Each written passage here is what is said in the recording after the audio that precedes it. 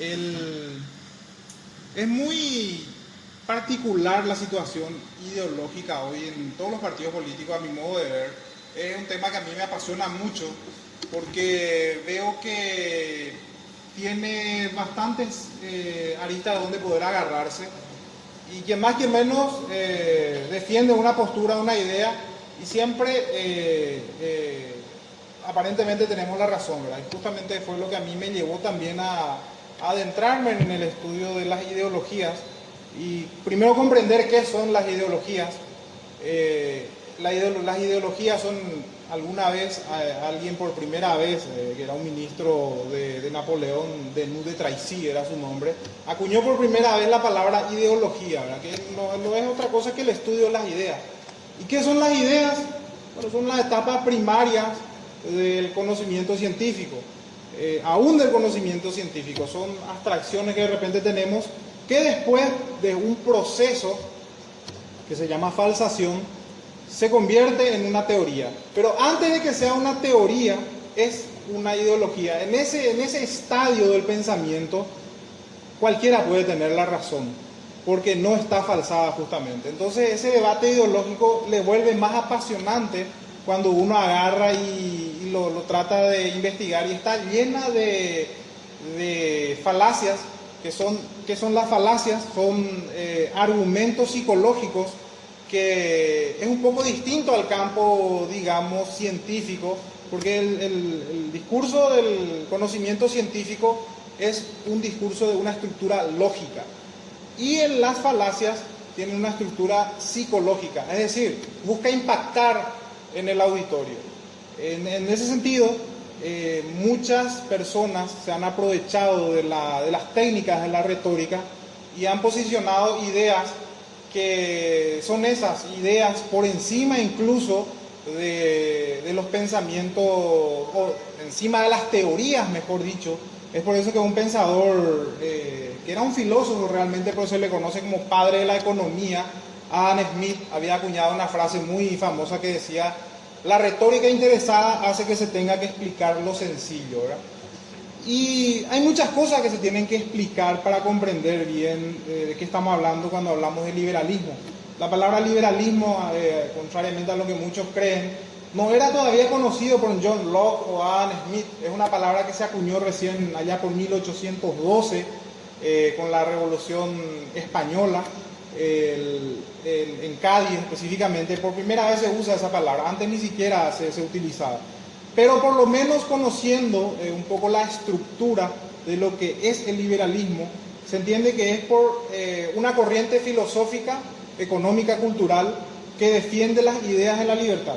Cuando hablamos de la libertad, obviamente muchos se apuraron en dividir la trinidad, como le dicen, del liberalismo, que es la vida, la libertad y la propiedad privada.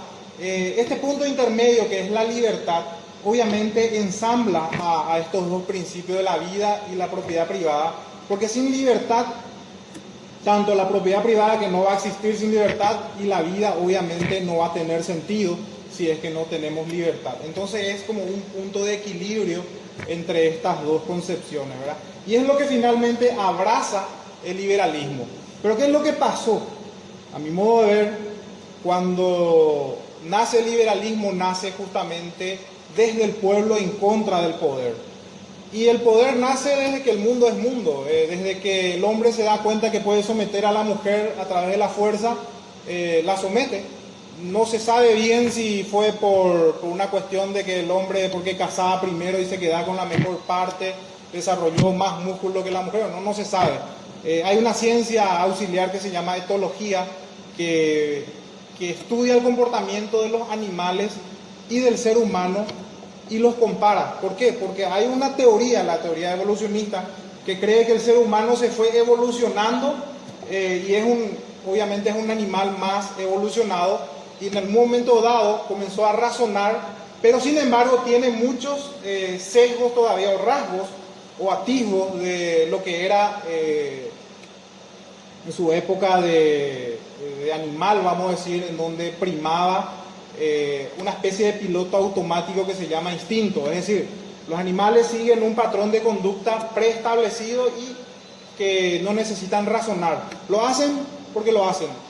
El ser humano comenzó a salirse de ese patrón de conducta y comenzó a razonar. Entonces, él utilizó la fuerza primeramente y después fue evolucionando. Primero eran clanes, familias, ¿verdad? Clanes, pueblos, ciudades, civilizaciones, y cada vez se hacía más complejo todo. Tanto es así que los que tenían más fuerza no era por la razón precisamente, sino que por la fuerza, sometían a los más débiles, y así fue naciendo las estructuras que después se llamó Estado. Una de las críticas que tenía justamente, donde se cree que nace una de las luces del pensamiento humano, que es en Grecia, en donde los primeros filósofos se comienzan a indagar qué tipo de gobierno sería el gobierno ideal. Unos decían, bueno, vamos a hacer un gobierno en donde el rey pueda dirigir los designios de la civilización, ¿verdad? Ese modelo era muy criticado porque decían que una autocracia terminaba en una tiranía. Otros decían que el mejor gobierno sería un grupo de personas que eran los más destacados de una sociedad, y que ellos debían dirigir los designios de esa civilización, ¿verdad? Entonces también tenía su crítica, que decía que ese grupo también podía degenerarse en una oligarquía.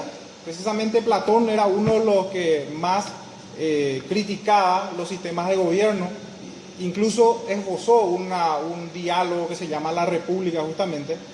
Y finalmente los democráticos, que muchos hoy hasta ahora creen que el Paraguay es democrático. Por ejemplo, yo creo, al menos desde mi óptica, de que el Paraguay no es una democracia, sino que es una república, ¿verdad? Y les voy a explicar por qué. La democracia justamente es una crítica, en una crítica que le hace Aristóteles, dice que la democracia es la tiranía de las masas. Es decir, no porque acá la mayoría diga que vamos a colgarle acá al doctor Casal, eso es lo correcto. Es una simple mayoría, pero es una democracia. Pero justamente decía Aristóteles, el peligro de la democracia es que puede degenerarse en una tiranía de las masas o en una demagogia, ¿verdad? Entonces, finalmente, esto es muy raro porque los griegos no lo pudieron llevar a la práctica, una especie de enjunje. Imaginemos que los tres sistemas meten en una especie de licuadora, por decirlo así, y de esa licuadora mezclan los tres sistemas y sacan algo que se llama república, ¿verdad? Si ustedes se dan cuenta, en la república, ¿quién es el heredero del rey, el poder ejecutivo? ¿Quién es el heredero o qué grupo es el heredero del consejo de ancianos o de los oligarcas? Es el Senado. Y finalmente el elemento primordial, que es la democracia. Es decir, ninguno de estos tres pueden gobernar por sí mismos, sino que se controlan y se autobloquean en caso de que haya desmanes. El sistema republicano es uno de los sistemas más evolucionados a lo que llegó el ser humano desde hasta ahora, y desde los comienzos de la era dorada de la filosofía en Grecia, ¿verdad? ¿Qué civilización lo pudo aplicar? La civilización romana. Y esta misma secuencia es el mismo patrón que se repite en la historia. Si nos damos cuenta, Roma comienza como una monarquía. Después se convierte en una república, es decir, una especie de liberalismo, primitivo, en donde el liberalismo por naturaleza es lo que se opone al poder. Entonces, hay una transición republicana en donde había, increíblemente, yo cuando comencé a leer, les recomiendo a los jóvenes especialmente un libro que se llama La columna de hierro, la vida de Marco Tulio Cicerón, en donde cómo se desenvolvía la República Romana es sorprendente. Tan parecido a nuestro sistema de ahora, era lo que se podía tener en esa época. Había votación, por ejemplo, la palabra candidato viene de ahí. Los candidatos se tenían que presentar en túnicas blancas, bien cándidos, porque se tenían que presentar. Era muy simbólico todo, ¿verdad? Y de ahí viene la palabra candidato, por ejemplo.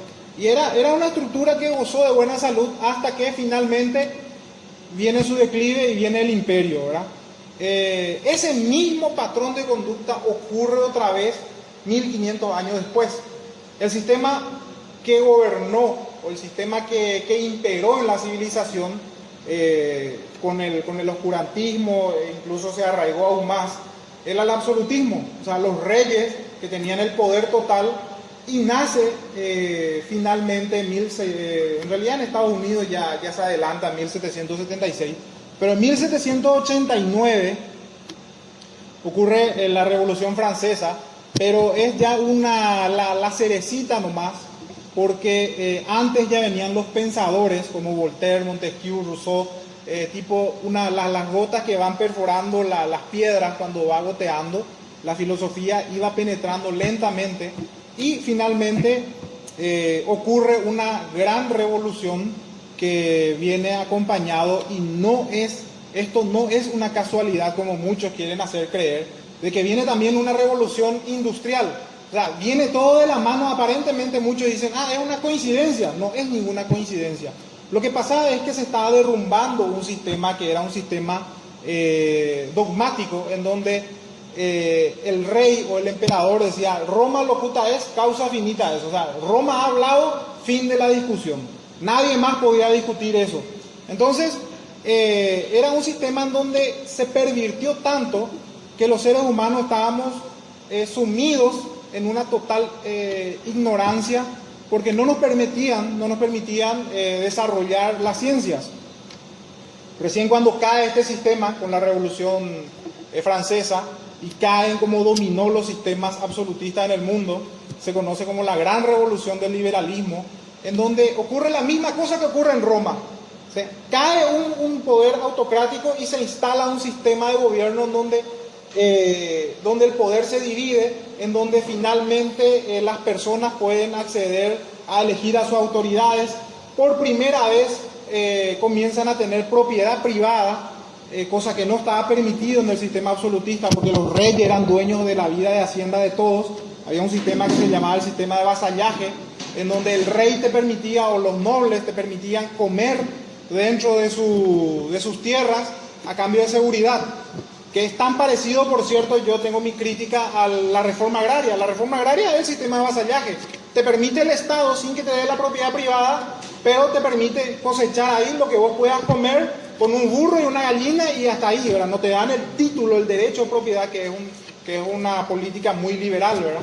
Entonces, ese sistema comienza a expandirse en el mundo entero, y si ustedes se dan cuenta, la evolución que hubo, imagínense en 1870 aproximadamente, o en esa época, que Jefferson le invite a almorzar a Julio César, por ejemplo. 1500 años de diferencia más o menos hay, 1600, que le invite a almorzar. Y viene Julio César, y hagamos imaginémonos esa ficción, y viene y va a encontrar que va a venir en un carruaje, ¿verdad? Un sistema tirado por caballos, va a encontrar candelabros, va a encontrar comida conservada con sal. O sea, no va a encontrar mucha diferencia, a pesar de que transcurrieron 1500 años. Sin embargo, imagínense si Obama le invita a almorzar a Thomas Jefferson. Jefferson va a pensar que está en otro planeta, ¿verdad? O sea, y son 200 años nomás la diferencia desde Jefferson hasta... Bueno, eso es lo que logró el liberalismo como corriente de pensamiento económico, etcétera, ¿verdad? Pero ¿qué pasó? Ese sistema que comenzaba a generar riquezas también generó críticas, porque muchos pensaban, entre ellos uno de los más acérrimos enemigos del liberalismo, que fue Karl Marx, comenzó a pergeñar ideas que él simplemente veía a la sociedad. Incluso muchos escritores como Charles Dickens, que escribían cuentos incluso criticando el sistema, porque veía a Inglaterra sumida en una especie de barbarie, donde las grandes industrias contrataban a niños chiquititos, había demasiada oferta de trabajo, y los empleadores obviamente cometían todo tipo de abusos. ¿Por qué? Eso hasta ese momento no se entendía bien y Karl Marx criticaba ese sistema que lo hizo muy popular, por cierto, y se convirtió nada más y nada menos que en la Biblia de los socialistas, que fue su obra El Capital, ¿verdad? Pero ¿qué es lo que no entendía Karl Marx?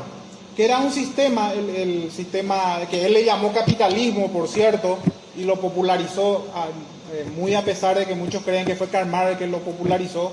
En realidad fue una persona que se llamaba Werner Sombart, era el apellido, que escribió un libro que se llamaba Capitalismo, precisamente, y que lo populariza. ¿Y dónde estaba su error? Que él simplemente veía una pequeña producción en masa, pero comenzaba a tener desigualdades. Es decir, unos cuantos comenzaban a tener más y otros estaban en la total miseria. Pero obviamente cuando eso había mucho desequilibrio y pergeñaron erróneamente de que el problema de la economía era la desigualdad. Hoy día muchos economistas siguen creyendo que el problema de la economía es la desigualdad. No van a perder oportunidad para decir que el problema es la desigualdad social, etcétera, etcétera. Pero esto es un error metodológico, es un error garrafal en el cual caemos también muchos liberales. Les voy a falsar eso, o sea, les voy a probar. Casal gana $10.000, Quique gana $100.000 al mes. Una gran desigualdad hay ahí, pero ninguno de los dos es pobre. El problema de la economía es la escasez, no la desigualdad. Les voy a falsar de otra forma.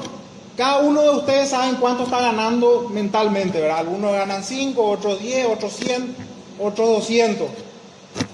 Viene un extraterrestre que tiene una magia muy potente y dice, bueno, a partir de ahora ustedes van a ganar 5 veces más de lo que están ganando. ¿Estarían de acuerdo con eso? La gran mayoría estaría de acuerdo, pero ahí tendría otro problema. La desigualdad se va a ensanchar. Y uno de los países más desiguales del mundo es Estados Unidos. Estados Unidos es uno de los más, Suiza es otro de los países más desiguales del mundo. Obviamente, uno tiene 200 millones, otro tiene $10.000 al mes nomás de ingresos. Una desigualdad terrible, pero no, es pobreza. Entonces, el problema se enfocó mal y Karl Marx, ese fue su error, en donde él veía la revolución industrial que comenzaba a crecer y muchos no tenían ni siquiera para comer y venían, se trasladaban a la ciudad, que en esa época se conocía como los burgos, ¿verdad? Que burgos quiere decir ciudad. Entonces los burgueses le decían a los que trabajaban y tenían un poquito más que los demás. Entonces esa visión hizo que muchos cayeran en ese error, digamos, de análisis en el que cayó Karl Marx, que obviamente después fue refutado ya con los austriacos, con la economía austriaca, que también es muy liberal, por cierto, en donde notaron que el problema no era la desigualdad, sino que era la escasez. Entonces, en esa época ¿cuál era el problema? Es que había poca demanda y había demasiada oferta de trabajadores. Entonces, ¿qué va a hacer eso? Que los precios bajen. Cuando hay una excesiva oferta, los precios van a bajar. Si hay que hay abundancia acá de agua, obviamente eso va a hacer que baje. Ahora, traten de comprar agua en el desierto. Estoy seguro que si a usted le falta agua y tienen un diamante, sin problema van a dar. Entonces lo que determina muchas veces el precio es la escasez. ¿Por qué ahora está tan difícil encontrar albañiles? ¿Y por qué es tan caro el albañil? Porque hay un exceso de oferta laboral para ese sector y hay una escasez de trabajadores en ese sector. Entonces hace que el sueldo suba. No es una ley de salario mínimo lo que hace que suban los sueldos. Es decir, hay mucha confusión que son aportes del marxismo. Entonces, ¿qué es lo que pasa? Muchos le siguieron a Marx y le creyeron a Marx. Entonces comenzaron a decir, bueno, el capitalismo es salvaje, está teniendo muchas desigualdades. Vamos a poner un poquito de humanización al capitalismo. Que por cierto, el capitalismo es un invento nada más, es un invento retórico, que en realidad lo que estaba viendo era una gran libertad en todo sentido. Libertad económica, libertad de pensamiento, libertad religiosa, una expansión y una explosión de libertad en todo el mundo occidental, por lo menos. Y eso hizo que ese crecimiento que hoy gozamos, hoy mismo la civilización está mejor que nunca en toda su historia. Jamás la civilización estuvo tan bien como ahora, a pesar de que muchos dicen que hay demasiadas inequidades, etc. Quizás es cierto. Bachelet, por ejemplo, no pudo utilizar el discurso de la pobreza en Chile. Entonces tuvo que recurrir al discurso de la desigualdad. ¿Por qué? Porque Chile bajó la pobreza del 50% al 7%, con políticas totalmente que hoy muchos le llaman neoliberales, ¿verdad? Que obviamente después, para no extenderme demasiado, podemos, si por ahí quieren saber más sobre el neoliberalismo, después puedo responder a las preguntas, ¿verdad? Para no extenderme demasiado y que se comience un debate, ¿verdad? Entonces, ¿qué pasó? Se fue lentamente infiltrando los partidos políticos, se fueron a adoptar y se volvieron lo que Stroessner decía café con leche, ¿verdad? Que en filosofía se conoce eclecticismo, ¿verdad? Un poco de esto y un poco de aquello.